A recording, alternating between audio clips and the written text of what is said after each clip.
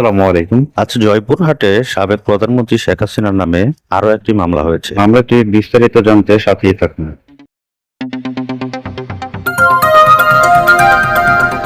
আন্দোলনে কলেজ ছাত্র মজিবুল সরকার গুলিতে নিহতের ঘটনায় এই মামলাটি হয়েছে। তিনি পাঁচবিবি উপজেলার রতনপুর গ্রামের মজিদুল সরকারের ছেলে। মজিবুল সরকার পাঁচবিবি বিজনেস ম্যানেজমেন্ট ইনস্টিটিউটের একাদশ শ্রেণীর শিক্ষার্থী ছিলেন। 4 আগস্ট বৈষম্য বিরোধী ছাত্র আন্দোলনের অসহযোগ কর্মসূচিতে আইন শৃঙ্খলা রক্ষাকারী বাহিনীর গুলিতে মজিবুল সরকার নিহত হন।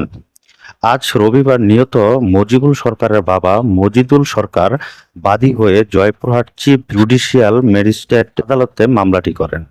সাবেক প্রধানমন্ত্রী ছাড়াও মামলায় আসামি করা হয়েছে সাবেক সেতুমন্ত্রী ওবায়দুল কাদের সহ 128 জনকে।